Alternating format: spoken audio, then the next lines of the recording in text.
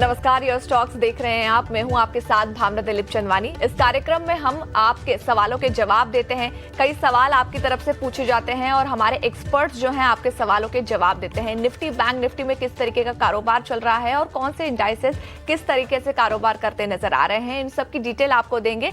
लेकिन उससे पहले हम आपको बता देते हैं कि आज आपके सवालों के जवाब देने के लिए आखिर कौन दिग्गज शामिल होने वाले हैं। तो देखिए, हमारे साथ आज शामिल होंगे nimeshthakar.com के निमेश ठाकर जी।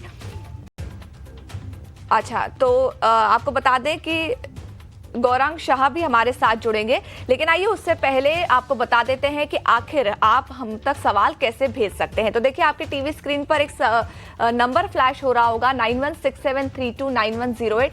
इस नंबर पर आप फोन करके या एसएमएस के जरिए भी सवाल पूछ सकते हैं। इसके अलावा आपको बता दें कि कई और सोशल मीडिया साइट्स हैं जो हमारे, जहां पर आप अपना सवाल भेज सकते हैं और हमारे जो एक्सपर्ट हैं आपके सवालों के जवाब देंगे।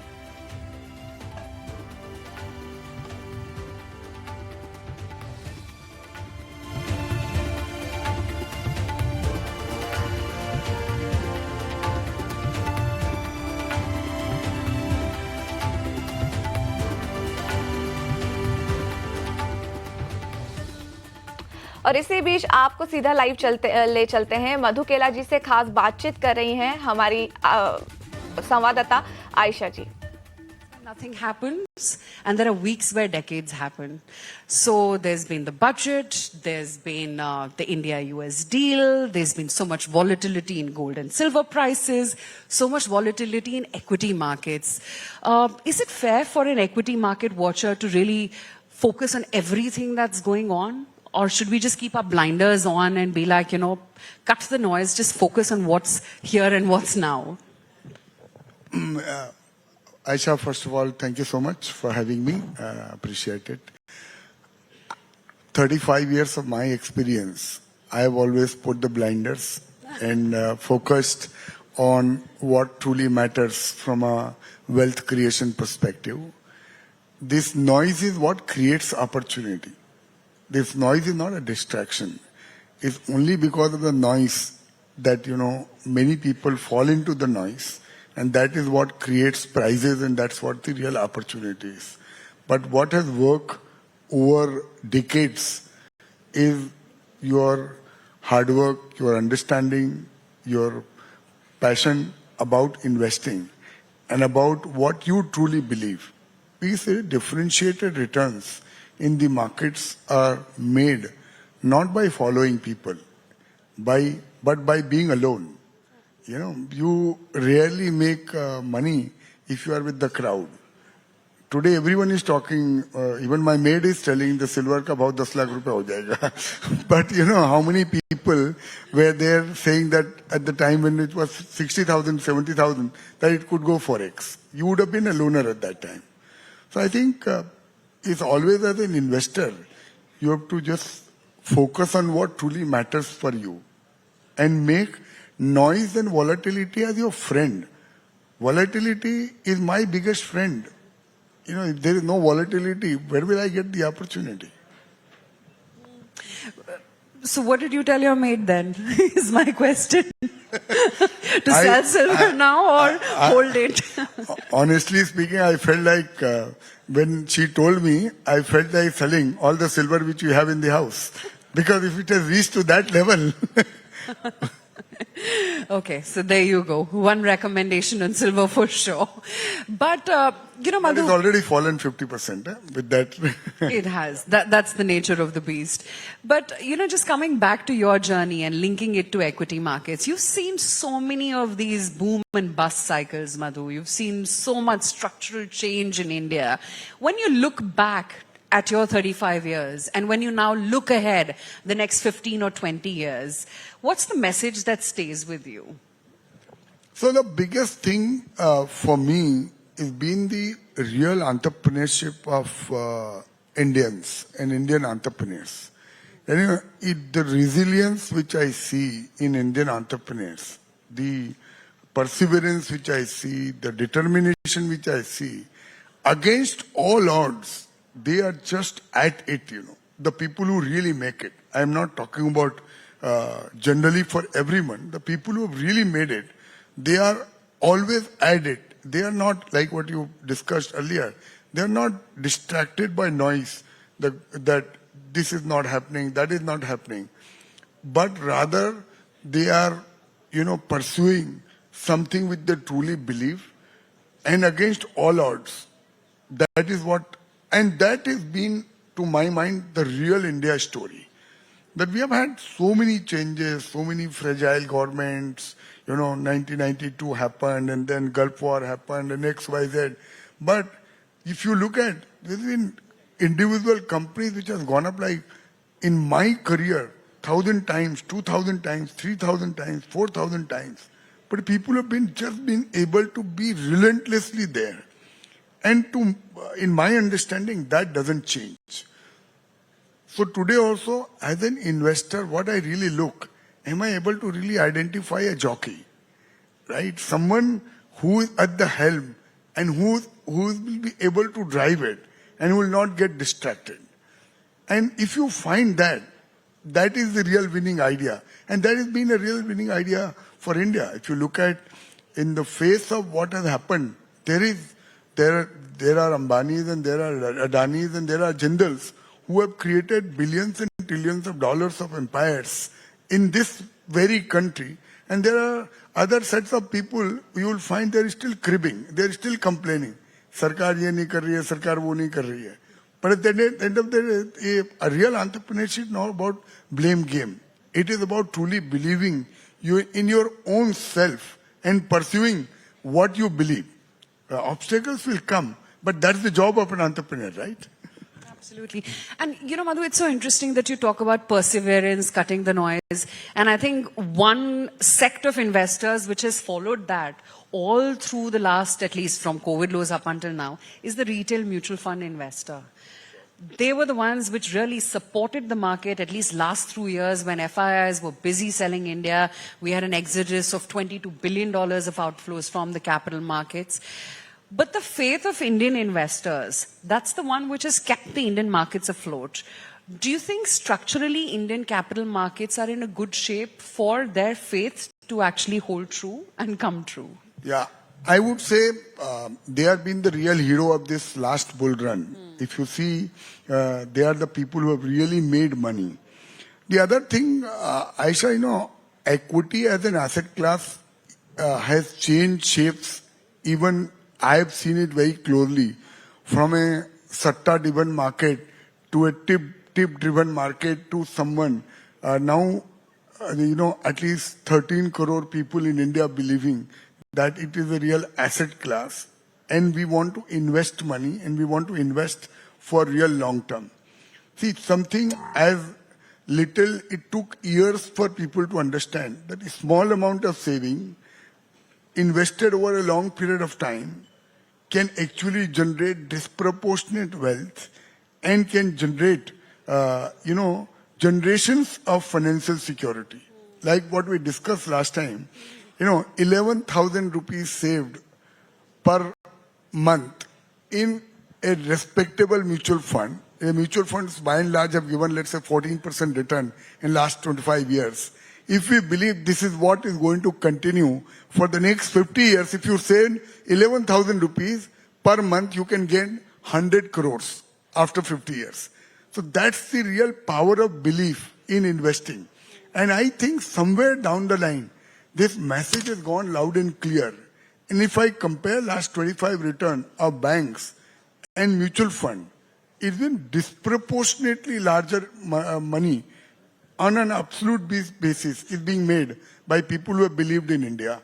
And I think that is not likely to change. Unless there is a real some black swan which happens, which shakes the investor. तो ईटी नाउ और ईटी नाउ स्वदेश के एग्जीक्यूटिव एडिटर आयशा फरीदी की खास बातचीत हो रही थी मधु केला से, जो आप सुन रहे थे। चलिए अब आप अपने शो को जो है आगे बढ़ाते हैं। हमारे साथ दो खास मेहमान निमेश ठाकर जी और गौरांग शाह जी लगातार जुड़े हुए हैं। निमेश जी, गौरांग जी, आपका बहुत बहुत स्वागत है यूएस टॉक्स में। तो सवाल शामिल करने से पहले आइए जरा निफ्टी बैंक निफ्टी पर एक नजर डाल लेते हैं कि किस तरीके का कारोबार फिलहाल बाजार में देखने के लिए मिल रहा है। निफ्टी बैंक निफ्टी दोनों ही कमजोर हैं। निफ्टी में देखिए करीब 260 अंकों से ज्यादा की जो गिरावट है वो देखने के लिए मिल रही है। 25,550 के पास ये कामकाज कर रहा है। वहीं बैंक निफ्टी में भी अगर नजर डालें तो 450 अंकों की जो है गिरावट यहाँ पे देखने के लिए मिल रही है। 60,300 के लेवल के आसपास ये काम कर रहा है। सबसे पहले आइए सलाह ले लेते हैं गौरांग शाह जी आपके पास आते हुए, निफ्टी बैंक निफ्टी आगे कैसे देख रहे हैं सर? बहुत बहुत धन्यवाद इस मंच पर आमंत्रित करने के लिए। सभी को प्रणाम और शुभ दिन हमारे तरफ से। एक छोटा डिस्क्लोजर पहले दे देते हैं कि जो भी निवेश लायक रणनीति आज दोपहर इस कार्यक्रम में रखेंगे ये हमारी बुनियादी तर्क के आधार पर फंडामेंटल रिसर्च टीम की तरफ से राय है। इसमें हमारी कंपनी जियोजेट अथवा मेरा किसी भी प्रकार का व्यक्तिगत निवेश नहीं है, ना ही किसी प्रकार का वित्तीय लाभ मिलता है, ना ही किसी प्रकार का कॉन्फ्लिक्ट ऑफ इंटरेस्ट, लेकिन इस स्तर पर राय हमारे क्लाइंट्स को देते हैं, संभव है कि उनका निवेश हो। तो पहले तो निफ्टी पर देखिए मेरे ख्याल से एक दायरेबंद कारोबार, और हम जब सोमवार को भी हमारे ही चैनल 18 हाउस स्वदेश पर बाजार खुलते हुए शो में जुड़े थे तो हमने कहा था कि एक दायरा है, तब का दायरा था ये 28,800 से लेकर के 26,000। अब सोमवार मंगलवार बुधवार 3 दिन ऊपर गया बाजार, कल से गिरावट, आज वो गिरावट और लंबी हो गई, आज शुक्रवार हफ्ते का आखिरी दिन। लेकिन अच्छी बात यह कि निचले स्तर से आज का जो कारोबार है वो ऊपर की तरफ उभर रहे और हमने कहीं ना कहीं 25,500 का स्तर टिका के रखा है। अगर 25,500 टूट जाता है तो संभवतः पूर्वक थोड़ा बहुत और नीचे की तरफ के दायरे हो सकते हैं, लेकिन आज और कल में जो करेक्शन देखा है हमारा मानना है कि शायद इसी स्तर के आसपास शायद बाजार बंद देगा। हो सकता है कि बाजार बंद होते होते शायद थोड़ी बहुत खरीदारी आ जाए और ऊपर की तरफ के दायरे देखने मिले। वोलेटिलिटी उठापटक शायद थोड़ी बहुत हावी हो सकती है और इस हफ्ते निर्णायक तरीके से तीसरी तिमाही के नतीजों का जो सिलसिला है उस पर पर्दा गिर जाएगा। और अगर आप समीकरण चढ़ना चाहे तो मेरे ख्याल से जो तिमाही नतीजे देखे उसमें अच्छी बात यह है कि कोई नकारात्मक परिस्थिति नहीं है। आज का जो बड़ा करेक्शन हम दे रहे हैं वो आईटी क्षेत्र से योगदान ज्यादा है और आईटी क्षेत्र का जो वेटेज है वो निफ्टी पर कुछ ज्यादा है और पिछले 3-4 दिन से लगातार नीचे की तरफ के दायरे। तो कहीं ना कहीं इस स्तर के आसपास मेरे ख्याल से बाजार संभलना चाहिए। और जहां तक वित्तीय क्षेत्र का सवाल है, बैंक निफ्टी की जो आपने बात पूछी है, तो मेरे ख्याल से सरकारी बैंक और कुछ निजी क्षेत्र बैंक के जो नतीजे आए वो अच्छे थे। तो कहीं ना कहीं ऐसा लग रहा है कि बैंक निफ्टी या फिर वित्तीय क्षेत्र शायद थोड़ा बहुत सहारा दे सकता है आने वाले हफ्तों में बाजार में स्थिरता लाने के लिए और फिर थोड़े बहुत ऊपर की तरफ दायरे के लिए। बिल्कुल, लेकिन आज भी अगर नजर डालें बैंक निफ्टी में जितने भी स्टॉक्स हैं वो सारे ही लाल निशान में कामकाज कर रहे हैं। संभावना है कि हो सकता है कि बाजार बंद होते होते हल्की थोड़ी रिकवरी देखने के लिए मिले। इसके अलावा निमेश जी भी हमारे साथ हैं, उनसे जरा राय ले लेते हैं। अगर आप देखें तो मेटल, फार्मा और स्पेशली रियल्टी, आईटी, मेटल और रियल्टी जो शेयर हैं यहाँ बेहद ज्यादा गिरावट देखने के लिए मिल रही है। निमेश, आपका क्या नजरिया बन पा रहा है आगे? देखिए, मुझे लग रहा है कि जिस तरह से आईटी के अंदर हम लोगों ने एक अच्छी खासी गिरावट देख चुके हैं, अभी फिलहाल अगर देखें तो एक अच्छे सपोर्ट के पास है, बट कोई ट्रेंड रिवर्सल का सिग्नल नहीं मिला है, इसलिए अभी फ्रेश बाई यहाँ से करने का रिकमेंड नहीं है। थोड़ा वेट एंड वॉच करना चाहिए, बट जो लॉन्ग टर्म निवेशक है मेरा मानना है कि एक वैल्यू जोन के अंदर है तो यहाँ से स्लो एंड स्टेडीली एक्यूमुलेट कर सकते हैं, बट शॉर्ट टर्म के लिए आपको वेट एंड वॉच करना चाहिए। अगर सेक्टर स्पेसिफिक बात करें तो मुझे लग रहा है कि बैंक निफ्टी जो ये करेक्शन आया है ये एक अच्छा बाइंग अपॉर्चुनिटी है। वैसे भी अगर रिजल्ट्स की आप देखें तो बैंकिंग सेक्टर के रिजल्ट्स काफी अच्छे आए हैं और जिस तरह से डेटा भी आ रहे हैं डेटा काफी सपोर्टिव है। तो मैं मानता हूँ कि अगर आपको सेक्टर कॉल लेना है तो बैंक निफ्टी की तरफ जाइए। बैंक निफ्टी ये जो करेक्शन है इसके अंदर बाइंग अपॉर्चुनिटी है। नीचे की तरफ अगर सपोर्ट की बात करें तो जो स्ट्रॉन्ग सपोर्ट एरिया आ रहा है वो 60,000 के करीब आ रहा है। तो और भी अगर यहाँ से गिरावट आती है तो बैंक निफ्टी में बाय करके चलना है। और ऊपर मुझे लग रहा है कि बैंक निफ्टी में शॉर्ट टू मीडियम टर्म के अंदर अगर बात करें तो 61,500 तक के लेवल देखने को मिल सकते हैं आने वाले दिनों में। ओके, 61,500 तक के लेवल देखने के लिए मिल सकते हैं। 60,000 के पास एक बड़ा सपोर्ट देखने के लिए मिल रहा है, ये राय बन रही है। आगे बढ़ते हैं और अब अपने कॉलर्स को शामिल कर लेते हैं। सबसे पहले यूट्यूब से देखिए सवाल आया है पंकज जी का। ONGC के शेयर है इनके पास, 1,000 करीब शेयर है इनके और 271 के प्राइस पर इन्होंने ONGC में खरीदारी की है। इसके अलावा विप्रो और कैनरा के भी शेयर है इनके पास। विप्रो के करीब 2000 शेयर है, 335 रुपए की बाइंग प्राइस है इनकी और कैनरा बैंक के 620 शेयर है, 155 रुपए के प्राइस पर इन्होंने खरीदा है। अब इनका सवाल ये है कि क्या किया जाए, लॉन्ग टर्म ये इन्वेस्ट कर सकते हैं इसमें। शुरुआत कर लेते हैं ओएनजीसी से। निमेश जी, आपके पास आते हुए सलाह दीजिए, ओएनजीसी में क्या किया जाए? काफी अच्छा मुनाफा तो इनको हो रहा है यहाँ पर। देखिए, क्रूड ऑयल के प्राइस के अंदर हम लोग जिस तरह से रिकवरी देख रहे हैं और ओएनजीसी ने काफी लंबे अरसे तक इन्वेस्टरों को निराश किया है। एक हेल्दी डिविडेंड पेइंग कंपनी भी है और चार्ट स्ट्रक्चर भी देखें तो एक साइडवे रेंज का ब्रेकआउट आया है और स्टॉक इसके ऊपर सस्टेन हो रहा है। तो मेरा मानना है कि जब तक ये स्टॉक 255 के ऊपर ट्रेड कर रहा है, यहाँ से बुलिश नजरिया रख के ही ट्रेड करना चाहिए। तो फिलहाल मेरी राय यही है कि आप 255 के स्टॉप लॉस से ओएनजीसी के अंदर होल्ड कीजिए और ऊपर मुझे लग रहा है कि आने वाले दिनों में जब भी जिस तरह से क्रूड ऑयल के अंदर बाइंग इंटरेस्ट देखने को मिल रहा है और रिकवरी हो रही है, तो उस हिसाब से अगर कंटिन्यू रहा तो क्रूड ऑयल के प्राइस के हिसाब से मुझे लग रहा है कि 292 300 तक के लेवल ओएनजीसी के अंदर देखने को मिल सकते हैं। तो फिलहाल मेरा नजरिया बुलिश है। मैं आपको 255 के स्टॉप लॉस से होल्ड की राय देता हूँ। राइट। गौरांग जी के पास चलते हैं। गौरांग जी, विप्रो पर आपकी क्या राय बन रही है? मैं एक बार रिपीट कर देती हूँ, विप्रो के इनके पास 2000 शेयर है, 335 पर इन्होंने खरीदा है। जिस तरीके का आईटी सेक्टर में स्ट्रक्चर बना हुआ है, क्या नजरिया रखा जाए आगे के लिए?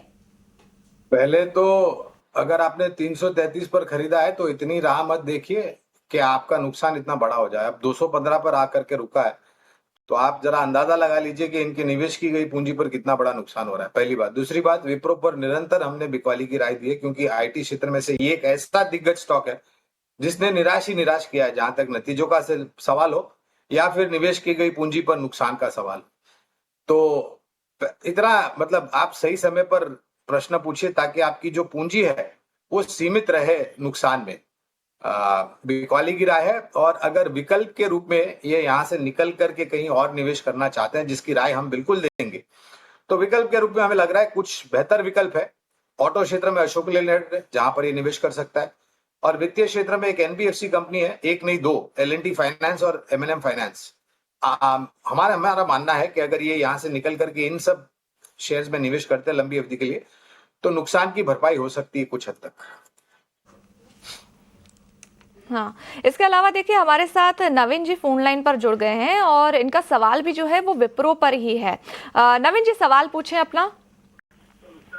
मैडम, मेरा ये था सवाल कि अगर मैंने विप्रो का शेयर करा, अगर मैं अनदर 1 और 2 मंथ इसको मैं होल्ड कर सकता हूँ तो कोई इसमें कोई चांसेस है रिकवरी होने के?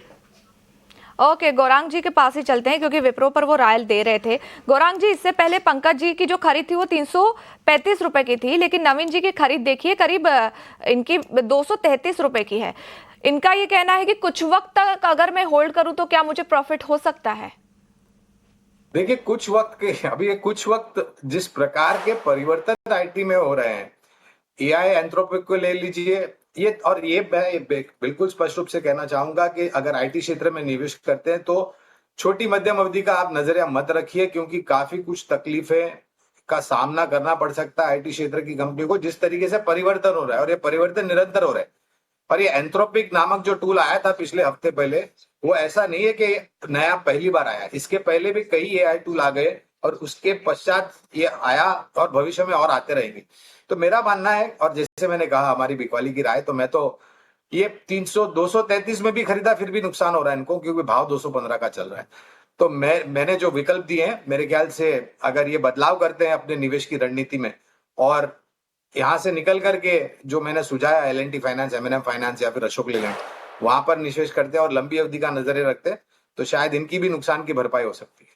तो दोनों के लिए राय जो है वो सेम ही है, एग्जिट की राय यहाँ पर बन रही है, लेकिन आपको विकल्प सुझाए गए हैं महिंद्रा एंड महिंद्रा फाइनेंस, उसके अलावा एल&टी है और अशोक लेलैंड जहां पर आप खरीदारी जो है वो कर सकते हैं, ये कहा गया है। ओएनजीसी को फिलहाल होल्ड की सलाह दी गई है। पंकज जी के लिए सलाह थी निमेश जी की तरफ से। आप दोनों हमारे साथ जुड़े रहिए, ब्रेक के बाद भी सवाल जवाब का जो सिलसिला है वो लगातार ऐसे ही जारी रहेगा।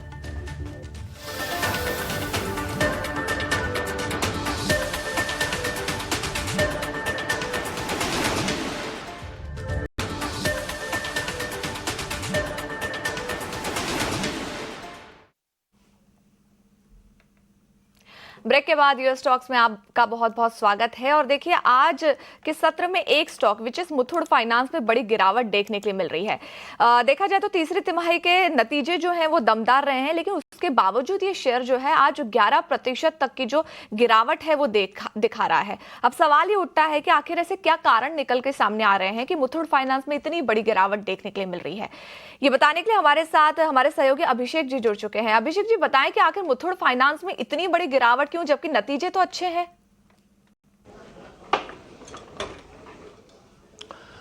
देखिए, मुथूट फाइनेंस की आज की गिरावट को देखकर बहुत सारे लोग सरप्राइज हुए होंगे कि जब नंबर इतने दमदार हैं तो आखिर गिरावट क्यों आ रही है। मुथूट फाइनेंस जो कि सोना गिरवी रखकर लोन देने वाली कंपनी है, इसके जो दिसंबर तिमाही के नतीजे आए काफी दमदार आए। हमने देखा कि प्रॉफिट लगभग डबल हो गया, 95% के आसपास का उछाल आया। अगर हम एनआई की बात करें उसमें लगभग 65% की ग्रोथ, एसेट अंडर मैनेजमेंट की बात करें तो 50% की ग्रोथ। तो हर पैरामीटर पर नंबर अच्छे थे, लेकिन चूंकि शेयर ये चला बहुत ज्यादा था तो कुछ भी जो नेगेटिव आया बाजार उसको हम देखने की पनिशमेंट देता हुआ दिखाई दे रहा है। और कहीं ना कहीं निवेशकों को यह भी लग रहा है कि जो ग्रोथ कंपनी ने पिछले साल में देखी है, क्या ये ग्रोथ आगे भी टिक पाएगी, इसको लेकर एक सवाल है। प्रॉफिट का जो नंबर आया उसमें हमने ये पाया कि जो उनका प्रॉफिट है 1350 करोड़ रुपए से बढ़कर 2600 करोड़ रुपए का प्रॉफिट पोस्ट किया है। उसमें से 650 करोड़ रुपए उनको एक मुश्त ब्याज के तौर पर आए हैं, यानी कि one time interest income company को मिली है, और ये एक रीजन है।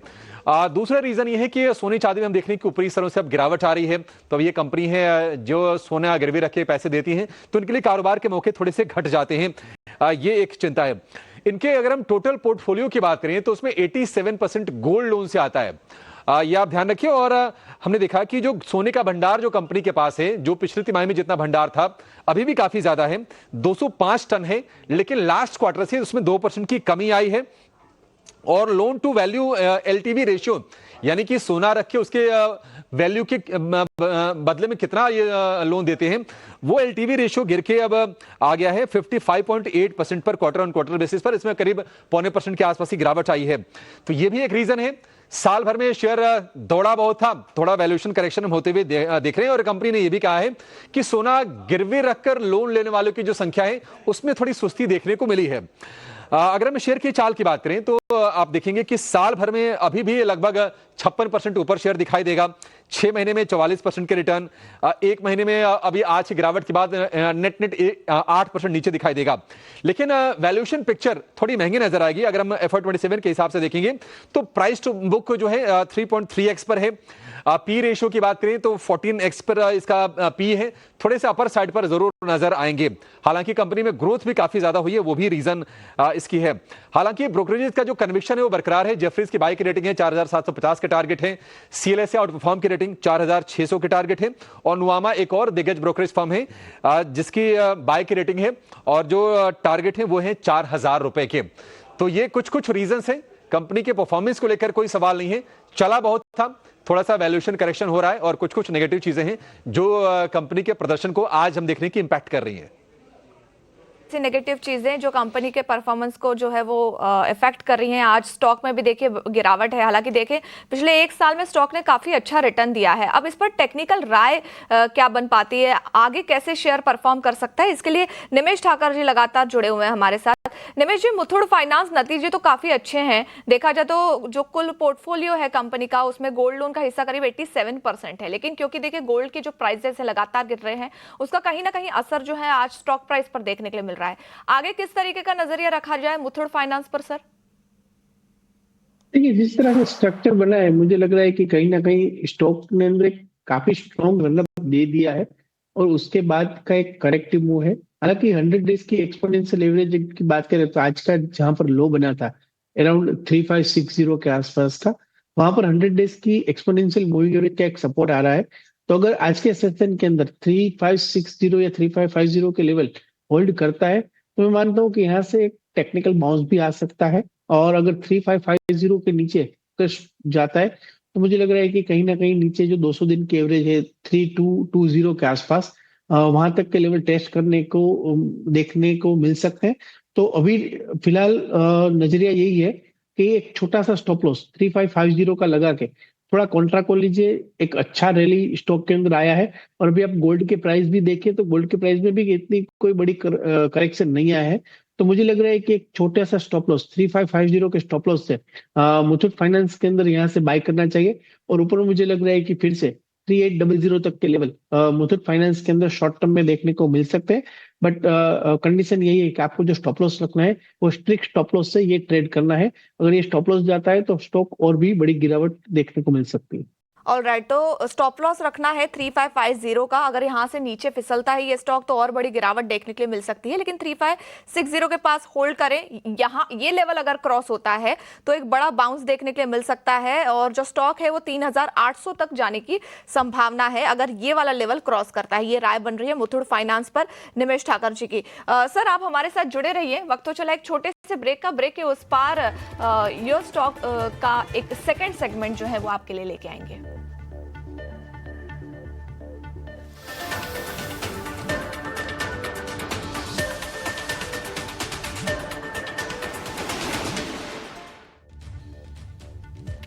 नमस्कार, यूएस स्टॉक्स के सेकंड सेगमेंट में आप सभी का स्वागत है। मैं हूं आपके साथ भावना दिलीप चंदवानी।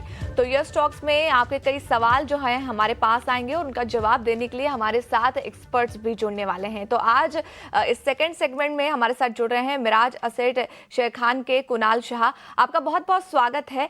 लेकिन आइए उससे पहले आपको ये बता देते हैं कि किस तरीके से आप अपनी क्वेरीज जो हैं हम तक पहुंचा सकते हैं। तो देखिए, हम तक पहुंचने के लिए आपके टीवी स्क्रीन पर एक नंबर फ्लैश हो रहा होगा 9167329108। इस नंबर पर आप एसएमएस या व्हाट्सएप करके भी सवाल पूछ सकते हैं।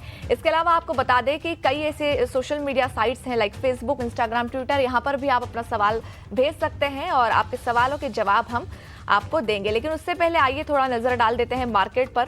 तो अब देखिए फिलहाल बाजार में किस तरीके का कारोबार हो रहा है। निफ्टी, बैंक निफ्टी कमजोरी के साथ ही कारोबार करते नजर आ रहे हैं। 260 अंक टूटकर 25,550 के पास निफ्टी जो है वो कारोबार कर रहा है। वहीं बैंक निफ्टी पर भी अगर नजर डालें तो 450 अंकों की गिरावट जो है यहाँ पर देखने के लिए मिल रही है। करीब 60,361 के लेवल पर बैंक निफ्टी कामकाज करता नजर आ रहा है। आज सबसे ज्यादा दबाव जो है वो आईटी सेक्टर से ही बनता नजर आया। लेकिन देखिए सुबह जो आईटी सेक्टर करीब 4 से 5% तक टूटा हुआ था, वहां रिकवरी देखने के लिए मिली है। 1100 अंकों की रिकवरी यहां पर देखने के लिए मिली। 2% अभी भी गिरावट जो है यहां पर लगातार देखने के लिए मिल रही है। इसके अलावा मेटल और रियल्टी शेयर भी ऐसे हैं जहां पर बड़ी गिरावट जो है वो देखने के लिए मिल रही है। अब अगर टॉप गेनर्स और लूजर्स पर नजर डालें तो सबसे पहले लूजर्स देख लेते हैं। मुथूट फाइनेंस, नतीजों के बावजूद ये शेयर जो है वो बड़ी गिरावट दिखा रहा है। 11% तक की गिरावट यहां पर देखने के लिए मिल रही है। बिरला सॉफ्ट, कोहंस, लाइफ फाइनेंस, प्राज इंडस्ट्रीज जैसे शेयर भी देखिए 5 से 6% तक टूटे नजर आएंगे। गेनर्स की बात कर लेते हैं, इंजीनियरिंग इंडिया, उसके अलावा Aditya Birla finance retail limited का शेयर भी करीब देखिए 5 से 13% तक की तेजी यहां पर देखने के लिए मिल रही है। अब जरा आइए अपने गेस्ट के पास चलते हैं और निफ्टी, बैंक निफ्टी में यहां से आगे कैसी रणनीति बनानी चाहिए ये जरा समझ लेते हैं। हमारे गेस्ट लगातार हमारे साथ जुड़े हुए हैं, Kunal Shah ji. Kunal, Nifty, bank Nifty यहां से आगे कैसे नजरिया बन पा रहा है आपका? गुड आफ्टरनून भावना, गुड आफ्टरनून सभी दर्शकों को। आई थिंक मुझे लग रहा है कि मार्केट में वोलेटिलिटी अभी भी परसिस्ट रहेगी। हमारा मानना है कि जब तक वो बजट डे का जो हाई है 25,450 का वो नहीं टूटता है तब तक व्यू बुलिश ही रहेगा। बाय ऑन डिप्स निफ्टी में ये करेक्शन आया है because of the IT sell off. IT में जिस हिसाब से प्रेशर है उस हिसाब से निफ्टी कहीं ना कहीं वीक होते जा रहा है। बट मुझे लगता है 25,450 जब तक नहीं टूटता है क्लोजिंग बेसिस पे तब तक डिप को हम यूटिलाइज करेंगे बाय करने के लिए। अपसाइड पे जो अभी इमीडिएट हर्डल बन चुका है मार्केट के लिए वो है 25,700 800 का जोन। वो जैसे निकलेगा एक शॉर्ट कवरिंग का मूव आएगा। तो करंट लेवल से अगर आप मुझे पूछोगे तो मैं बाय ऑन डिप्स की स्ट्रैटेजी रेकमेंड करूंगा। डिप्स मिले उसको यूटिलाइज करें बाय करने पे। करंट लेवल्स पे निफ्टी पे कोई ट्रेड नहीं बन रहा है। आज वीकली क्लोज भी है मार्केट के लिए एंड कहीं ना कहीं आज हम डेली चार्ट पे भी एक डोजी कैंडल बना रहे हैं जो इंडिसाइसिवनेस है। ओवरनाइट पोजीशन कैरी करना भी रिस्की रहेगा क्योंकि कहीं ना कहीं ग्लोबल न्यूज इम्पैक्ट करते हैं। जहां तक बैंक निफ्टी की बात है यहाँ पे रिलेटिव स्ट्रेंथ क्लियर कट थी बट कहीं ना कहीं बैंक निफ्टी ने भी 3-4 दिन का जो कंसोलिडेशन है वो नीचे के तरफ तोड़ा है। सो वापस हम वो रिगेन नहीं करते। अपसाइड में 60,300-400 का जो जोन है वो हम लोग डिसाइसिवली अगर रिगेन नहीं करते तब तक थोड़ा ट्रेंड जो है वो साइडवेज रहेगा बैंक निफ्टी के लिए। 60,600 ये लेवल में ध्यान में रखूंगा। ये मैं स्पॉट लेवल की बात कर रहा हूँ। 60,600 निकलता है तो शॉर्ट कवरिंग का मूव आ जाएगा जो बैंक निफ्टी को 61,500 तक लेके जा सकता है। सो दोनों केसेस में निफ्टी हो के बैंक निफ्टी करंट लेवल्स पे इंडेक्स पे कोई ट्रेड नहीं बन रहा है। दोनों तरफ से रिस्की है, कहीं ना कहीं ओवरनाइट क्यूज भी इम्पैक्ट करेंगे। सो इंडेक्स को अवॉइड करें, स्टॉक स्पेसिफिक अप्रोच रखें। ऑलराइट, स्टॉक स्पेसिफिक एक्शन जो है वो देखने के लिए मिलेगा। फिलहाल दोनों में अवॉइड करने की राय जो है यहाँ पर देखने के लिए मिल रही है। चलिए अब हमारे कॉलर्स से बात कर लेते हैं। शशि मोहन जी का सवाल सबसे पहला आया है, यूट्यूब से ये सवाल पूछ रहे हैं, लखनऊ से ये हैं। इनके पास गोदावरी पावर GPIL के शेयर हैं, करीब 600 शेयर हैं इनके पास, और इनकी जो बाइंग है वो 264 रुपए की है। और इनका लॉन्ग टर्म के लिए नहीं बल्कि शॉर्ट टर्म के लिए इनको राय चाहिए। 3 मंथ तक ये जो है होल्ड कर सकते हैं। आज फिलहाल स्टॉक में देखें तो करीब 2% तक की गिरावट जो है वो देखने के लिए मिल रही है। इवन पूरे एक साल भर में हालांकि स्टॉक ने अच्छा रिटर्न दिया है। क्या किया जाए? GPIL आगे कैसा नजरिया रखा जाए इस पर? 3 महीने तक ये होल्ड कर सकते हैं। आई थिंक अगर आप GPIL को देखोगे तो definitely one of the out performer रहा है वीक मार्केट्स में भी, और 240 इसके लिए एक बहुत अच्छा डिमांड जोन रहा है। वहीं से हमने मल्टीपल टाइम्स रिवर्सल देखा है, तो जब तक 240 नहीं टूटता है तब तक व्यू बुलिश है। हायर लेवल्स पे जो इमीडिएट अभी रेजिस्टेंस बन चुका है स्टॉक के लिए वो है 269 270 का जोन। वो एक बार निकलता है तो एक बड़ा मूव आएगा जो स्टॉक को अपसाइड में 290 तक लेके जा सकता है। सो ओवरऑल सेटअप पॉजिटिव है, होल्ड करिए जब तक 240 नहीं तक टूटता है तब तक व्यू बुलिश है। डिप्स में भी इनफैक्ट अगर मिलता है तो एक एवरेज आउट करने की अपॉर्चुनिटी रहेगी। हाल है पे मुझे लगता है कि 285 290 तक के टारगेट्स आ सकते हैं GPIL। 240 तक का जब तक लेवल नहीं टूटता तब तक स्टॉक को होल्ड करें। 285 तक के टारगेट जो है वो देखने के लिए मिल सकते हैं। अब जरा अपने लाइव कॉलर को जोड़ लेते हैं। सतनाम ढिंडसा जो है लाइव कॉलर जुड़ चुके हैं हमारे साथ। सतनाम जी, कहाँ से हैं आप? नमस्कार मैम, मैं पटियाला पंजाब से हूँ मैम। ओके, सवाल पूछे सर आपका, कौन से स्टॉक पर सवाल है? मेरे पास 150 शेयर मजा.com का है, 3400 के प्राइस में लिया था। तो मुझे बताइए कि आगे क्या करना चाहिए मुझे, अभी एवरेज करूं या एग्जिट करूं? ओके, 3400 के रेंज में आपने स्टॉक को लिया था, कब तक होल्ड कर सकते हैं इसको? लॉन्ग टर्म में मैम। ओके, लॉन्ग टर्म में फिलहाल तो स्टॉक देखिए 2377 के लेवल के आसपास कामकाज कर रहा है। मजगांव डॉक के इनके पास शेयर हैं 3400 के रेंज पे इन्होंने बाय किया हुआ ये शेयर, इनका कहना है 177 शेयर हैं। क्या किया जाए? काफी नीचे आ चुका है ये स्टॉक इनके लेवल से। डेफिनेटली अगर आप देखोगे तो डिफेंस के स्पेस में से है, बजट के बाद भी स्टॉक पे कोई मोमेंटम नहीं रहा है। 2600 का एक सपोर्ट जोन था जो ब्रेक डाउन हो चुका है और वहीं से हम रिजेक्शन देख रहे हैं। सो करंट लेवल्स पे डेफिनेटली मैं एवरेज करने को नहीं बोलूंगा। यहाँ पे अगर 2600 का लेवल जब तक वापस नहीं निकलता है अपसाइड में नई तेजी नहीं दिखाई दे रही है। करंट लेवल्स पे अगर वो होल्ड कर रहे हैं सो कंटिन्यू करे होल्ड करना। मुझे लगता है कि डाउन साइड पे जो ये सपोर्ट जोन बना है स्टॉक के लिए 2200 का, वो अगर टूट जाता है तो फिर अपनी जो लॉन्ग पोजीशन है उसको एग्जिट कर दीजिए, क्योंकि लॉन्ग टर्म सपोर्ट है। अगर वो टूटता है तो फिर स्टॉक को देर नहीं लगेगी 1400 1500 आने के लिए। सो 2200 का एक स्ट्रिक्ट स्टॉप लॉस लगाइए, अगर वो निकलता है तो फिर एग्जिट करिए। हाई लेवल्स पे अगर आपको और ऐड करना है तो 2600 का निकलने का वेट करिए। अगर 2600 निकलता है तो फिर आप नई फ्रेश पोजीशंस और भी ऐड कर सकते हैं। हाई लेवल्स पे स्टॉक आपको वापस 3000 3200 तक के टारगेट बता सकता है। ऑलराइट, तो इन लेवल्स को ध्यान में रखिए। 2200 तक का स्टॉप लॉस आपको रखना है। अगर ये लेवल टूटता है तो एग्जिट करें, अदरवाइज अगर 2600 का लेवल क्रॉस करता है तो यहाँ पर आप ऐड कर सकते हैं और यहाँ से आगे आपको 3000 तक के टारगेट जो हैं वो देखने के लिए मिल सकते हैं। अगले कॉलर हैं हमारे साथ फोन लाइन पर, उनसे बात कर लेते हैं। दीपक अग्रवाल जी हैं। दीपक जी, कहाँ से बात कर रहे हैं आप और अपना सवाल पूछें। मैं गुड आफ्टरनून, मैं दीपक अग्रवाल भिंड मध्य प्रदेश से बोल रहा हूँ। पूछिए सर, सवाल पूछे अपना।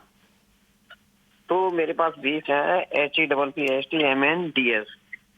ओके, हाँ, हैप्पीएस्ट माइंड के बारे में आप बात कर रहे हैं। कितनी क्वांटिटी और किस रेंज में आपने खरीदा है बताएं? हाँ, 454 है। ये जानना चाहता हूँ इसको मतलब निकल जाए कि और परचेज करें, इसको बाई और करें? ओके ओके, हैप्पीएस्ट माइंड के इनके पास शेयर है, करीब 454 रुपए की इनकी खरीद है और 20 शेयर हैं इनके पास। क्या नजरिया रखा जाए इस शेयर पर सर आगे? I think one of the biggest under performer रहा है ये स्टॉक आईटी के अगर स्पेस में से आप देखोगे।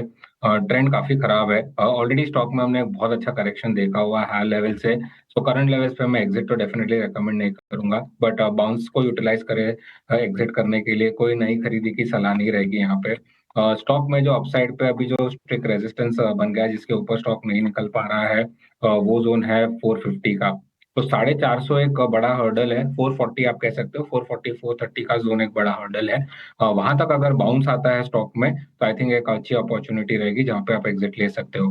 करंट लेवल्स पे अवॉइड करूंगा, बाउंस मिले तो एग्जिट की स्ट्रैटेजी रखनी चाहिए हैप्पीएस्ट माइंड में।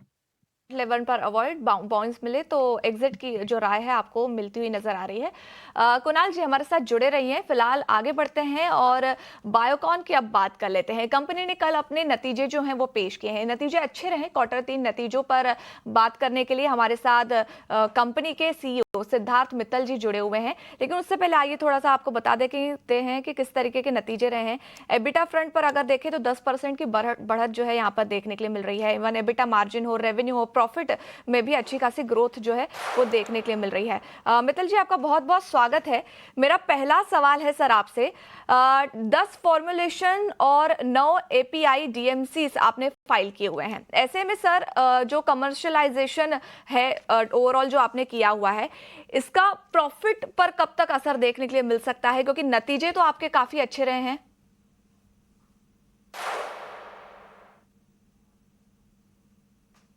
ये जो फाइलिंग की है इनका एक रिव्यू साइकिल होता है जो 1 से 2 साल के बीच में होता है, और ऑफ कोर्स हमारे जो कस्टमर्स हैं उनकी भी जो फाइलिंग हुई है उसका भी रिव्यू साइकिल का एक पूरा 1 से 2 साल लगता है। मगर जो कमर्शलाइजेशन स्टार्ट होगा, वो जब जिस मॉलिक्यूल का हमने फाइलिंग किया है उसका जब पेटेंट एक्सपायर होगा उसी के बाद उसका कमर्शलाइजेशन स्टार्ट होगा। एंड ऑफ कोर्स इतने सारे प्रोडक्ट जो हम और डीएमएफ हमने फाइल किए उनकी हर एक की अलग मार्केट एंट्री डेट है, तो आप एक्सपेक्ट कर सकते हैं कि 1 से 2 साल के बाद रेवेन्यू स्टार्ट होगा, मगर फुल इम्पैक्ट आते आते उसका कुछ टाइम लग सकता है पेटेंट एक्सपायरी के बेसिस पे। बिल्कुल सर, बायोलॉजिस सेगमेंट में देखिए यस इंटेक में काफी अच्छा गेन जो है वो देखने के लिए मिल सकता है। अब अगर करंट मार्केट शेयर अगर हम देखें तो इसको देखते हुए आने वाले क्वार्टर में कितनी ग्रोथ जो है वो आपको देखने के लिए मिल सकती है यहाँ पे? तो येसेंटेक या बायोसिमिलर उस्तिकेनुमाब आज जो हमारा प्रोडक्ट है वो ऑलरेडी हाई सिंगल डिजिट और लो डबल डिजिट का मार्केट शेयर यूएस में गेन कर चुका है, और वो नंबर 1 बायोसिमिलर प्रोडक्ट है उस्तिकेनुमाब के लिए। बाकी भी कंपनीज ने लॉन्च किए मगर हमारा मार्केट शेयर सबसे ज़्यादा है। जैसा कि हमने पहले कहा था कि यूएस में हमारा फॉर्मुलरी कवरेज बहुत सॉलिड है। हम लोग को 70% जो अमेरिकन लाइव्स है उसका फॉर्मुलरी में हमारा प्रोडक्ट लिस्टेड है, और हमारा मार्केट शेयर गेन होते जा रहा है। ये जो मार्केट शेयर का परसेंटेज बढ़ते जाएगा आने वाले क्वार्टर्स में। जैसे कि हमने ये भी कहा है कि बायोसिमिलर में मार्केट शेयर गेन होने में थोड़ा समय लगता है, 1 से 2 साल, अनलाइक जेनरिक्स जहाँ पे मार्केट शेयर बहुत जल्दी कंपनीज को आ जाता है। तो हमारी एक्सपेक्टेशन है आने वाले क्वार्टर्स में ये मार्केट शेयर बढ़ता रहेगा, हम लोग की जो लीडिंग पोजीशन है वो कंटिन्यू रहेगी। और जैसे कि हमने पहले बताया, हमारे 4 प्रोडक्ट्स है यूएस जो कि ऑलरेडी $200 मिलियन पर ईयर का रेवेन्यू कंट्रीब्यूट कर रहे हैं ग्लोबली। और हमारी उम्मीद यह है कि बायोसिमिलर उस्तिकेनुमाब भी उस कैटेगरी में आएगा जहाँ की हम लोग आने वाले क्वार्टर्स में 200 मिलियन के ऊपर का रेवेन्यू एक्सपेक्ट कर सकते हैं इस प्रोडक्ट से। बिल्कुल सर, लेकिन देखिए इस प्रोडक्ट से ना करीब $200 मिलियन से ज्यादा का रेवेन्यू जो है उसका लक्ष्य आपने रखा है। तो मेरा सवाल ये है कि इस लक्ष्य को हासिल करने के लिए समय सीमा, मतलब अगर आप टाइमलाइन बता सके तो ज्यादा बेहतर होगा। जी, जैसा कि मैंने बोला कि कोई भी प्रोडक्ट, बायोसिमिलर प्रोडक्ट को 1 से 2 साल लगता है इस एक पीक मार्केट शेयर पहुंचने में, और अभी ये हमने लॉन्च किए कुछ क्वार्टर्स ही हुए हैं। तो हमारी उम्मीद ये है कि कैलेंडर 26 या के एंड तक हम लोग एक अच्छा मार्केट शेयर दिखेगा, और जो हमने एक उम्मीद है कि ये 200 मिलियन का रेवेन्यू कंट्रीब्यूट करेगा, ये हो सकता है कैलेंडर 26 नहीं है तो कैलेंडर 27 में उस लेवल पे रीच करे। मगर अगर मैं स्पेसिफिक गाइडेंस FY27 का नहीं दे सकता इस टाइम पे, हम लोग गाइडेंस एज अ पॉलिसी नहीं देते हैं। बट ऑफ कोर्स जो हमने ग्रोथ देखी है, एक रोबस्ट ग्रोथ FY26 में, जहाँ के नंबर ऑफ लॉन्चेस स्टार्टिंग में लिमिटेड थे बट हमारे 5 लॉन्चेस हुए हैं अभी रिसेंटली, तो इनका सबका कंट्रीब्यूशन FY27 में आएगा एंड अच्छी ग्रोथ दिखाई देगी FY27 में। बिल्कुल, यूरोप में भी काफ़ी अच्छा जो कारोबार है वो आपका है। लिग्रालूटाइड को देखते हुए यूरोप में कब तक लॉन्चिंग जो है वो बन पा रही है, आपकी कुछ अंदाज़ा आप दे सकें? यूरोप में लीराग्लूटाइड का मार्केट काफी साइजेबल है आज की तारीख में भी। इट्स ऑलमोस्ट $500 million का सेल्स है। इनोवेटर और बाकी जेनरिक्स कंपनी को आप पकड़ें तो हमने ये प्रोडक्ट Q2 में लॉन्च स्टार्ट किया था, मगर Q3 में हम एडिशनल यूरोपियन कंट्रीज में हमारा ड्रग लेके आए हमारे पार्टनर के थ्रू और डायरेक्टली भी कुछ मार्केट्स में। एंड हमारे लॉन्चेस एडिशनल मार्केट में Q4 में होने वाले हैं। एंड जो ग्रोथ देखी है आपने 24% की बड़ी रोबस्ट जेनरिक्स में ईयर ऑन ईयर, उसका प्राइमरीली जो कंट्रीब्यूशन है वो यूरोप के लॉन्च के थ्रू आया है। एंड आने वाले क्वार्टर्स में भी हम लोग ये ड्रग अगेन एडिशनल कंट्रीज में लेके आएंगे। एंड जो ग्रोथ हमने देखी है मोमेंटम कंटिन्यू रहेगा। बिल्कुल सर, आप भारत में सीमाग्लूटाइड सेगमेंट में भी काम कर रहे हैं, तो उसी से जुड़ा मेरा अगला सवाल है कि गवर्नमेंट की तरफ से बायोलॉजिक्स को बढ़ावा देने के लिए इस सेगमेंट में जो ग्रोथ है वो किस तरीके से आप देख रहे हैं? साथ ही एक और कि सीमाग्लूटाइड में आने वाले समय में और कितनी अपॉर्चुनिटीज जो हैं वो आपको देखने के लिए मिल सकती है, कितना बड़ा साइज है इसका, आप जरा बताएं। सेमाग्लूटाइड हम लोग ग्लोबली हमारी फाइलिंग स्टार्ट हो चुकी है, जहाँ पर मोस्ट मार्केट्स में क्लिनिकल ट्रायल का रिक्वायरमेंट नहीं है। इंडिया एक यूनिक मार्केट है जहाँ पे आपको फेज 3 क्लिनिकल ट्रायल का रिक्वायरमेंट है, जो कि हमारे पास अप्रूवल है फेज 3 क्लिनिकल ट्रायल स्टार्ट करने का, बट उसके लिए काफ़ी खर्चा आएगा। और इंडिया बहुत कॉम्पिटिटिव मार्केट होने वाला है। बहुत सारी कंपनीज को ऑलरेडी अप्रूवल आ चुका है, बहुत सारी कंपनीज का फाइल एडवांस स्टेजेस के में है CDSCO के पास। एंड जो प्राइस एक्सपेक्टेशन इंडिया की वो बहुत लोअर लेवल पे है कंपेयर टू ग्लोबल मार्केट। सो हम लोग ये असेस कर रहे हैं कि हमको क्लिनिकल ट्रायल करना है या नहीं करना, वो इन्वेस्टमेंट करना है कि हम लोग वेट करें कि एक बार एक ICH कंट्री में अप्रूवल आ जाए, तब हम अपना एक क्लिनिकल वेवर के लिए एप्लीकेशन डाल सकते हैं। और जैसा कि आपको पता है कि 2 साल पहले हमने अपना जो ब्रांडेड फॉर्मुलेशन का बिजनेस था वो एरिस को डाइवेस्ट कर दिया था। तो आज हम इंडिया में डायरेक्ट पेशेंट्स को ड्रग कोई भी ड्रग लेके नहीं आते हैं, तो हम लोग B2B पार्टनर के थ्रू टाई अप करते हैं। हमने लीराग्लूटाइड भी B2B पार्टनर के थ्रू लॉन्च किया था। एंड लीराग्लूटाइड में भी हमने क्लिनिकल ट्रायल नहीं किया था, और जब हमारे को UK में अप्रूवल आया था उसके बेसिस पे हमने क्लिनिकल वेवर मांगा था। एंड वही स्ट्रैटेजी हमारी सेमाग्लूटाइड के लिए रहेगी। तो डे 1 पे हम लोग ऑफ कोर्स नहीं रहेंगे मार्केट में, बट उम्मीद यह है कि आने वाले 1 या 2 साल में हम लोग को जब ICH कंट्री का अप्रूवल आएगा उसके बेसिस पे हम लोग क्लिनिकल ट्रायल वेवर की एप्लीकेशन डालेंगे और हम एक राइट पार्टनर के साथ ये ड्रग इंडिया में लेके आएंगे। बिल्कुल, एक आखिरी सवाल सर आपसे पूछूंगी। GLP-1 में जो निवेश हो रहा है नए बायोसिमिलर लॉन्च को देखते हुए अगले 2 से 3 साल में कंपनी के मार्जिन मतलब जो प्रॉफिट मार्जिन है वो किस दिशा में रह सकते हैं? मार्जिन एक्सपेंशन होगा, बिकॉज जो इन्वेस्टमेंट्स हमने फैसिलिटीज में और ऑपरेशंस में किए हैं उसका बेनिफिट अब जैसे सेल्स ग्रोथ होगा और ग्रॉस मार्जिन एक्सपेंशन होगा, उसका सीधा इम्पैक्ट EBITDA पे दिखाई देगा। जैसे कि आपने ऑलरेडी देखा है लास्ट कुछ क्वार्टर्स में हम लोग का EBITDA एक्सपेंशन हुआ है एब्सोल्यूट टर्म्स में एज वेल एज परसेंटेज में, और ये आने वाले सालों में इसका बेनिफिट हमें दिखता रहेगा। जो रेवेन्यू ग्रोथ, उसके बाद ग्रॉस मार्जिन इंप्रूवमेंट और फिक्स कॉस्ट ज़्यादा नहीं बढ़ेगी, तो मार्जिन एक्सपेंशन आने वाले सालों में दिखेगा आपको। बिल्कुल, बहुत बहुत शुक्रिया सर हमारे साथ जुड़ने के लिए और आपका कीमती वक्त देने के लिए।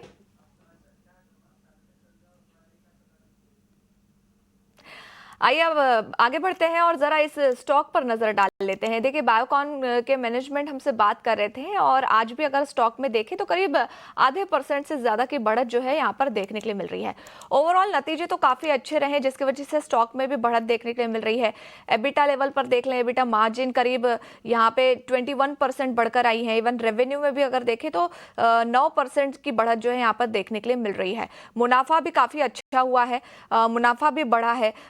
कुणाल जी हमारे साथ लगातार जुड़े हुए हैं। कुणाल जी, बायोकॉन के शेयर पर आपकी क्या राय बन रही है? आज तो शेयर देखे करीब आधे % की बढ़त दिखा रहा है। बायोकॉन अगर आप देखोगे तो हायर लेवल्स पे जो रिजेक्शन जोन रहा है स्टॉक के लिए वो है 390 का। 390 का लेवल एक जिस दिन सरपास कर लेगा तो एक ट्रेंड रिवर्सल आ जाएगा जो स्टॉक को हायर लेवल्स पे फिर 410 420 तक लेके जा सकता है। सो ओवरऑल सेटअप पॉजिटिव है। वीकली चार्ट्स पे भी कहीं ना कहीं कंसोलिडेशन का फेज है, बट मैं ये लेवल को ब्रेक करने का वेट करूंगा। जिस दिन 390 निकलेगा उस दिन एक ट्रेंड रिवर्सल आएगा, फिर अग्रेसिव लॉन्ग जा सकते हैं। नीचे में जो सपोर्ट बन जाएगा 375 का, और हायर लेवल्स पे आप 410 420 के टारगेट्स के लिए अपसाइड में बायोकॉन को प्ले कर सकते हैं। तो 10 के टारगेट के लिए बायोकॉन में बाइंग कर सकते हैं, लेकिन 390 का लेवल अगर क्रॉस होता है उसके बाद एक बड़ा बाउंस आपको देखने के लिए मिल सकता है। 375 के पास आप सपोर्ट लेकर रखें। फिलहाल स्टॉक जो है वो 378 के लेवल पर कामकाज करता आपको नजर आएगा। शुक्रिया कुणाल जी हमारे साथ जुड़ने के लिए।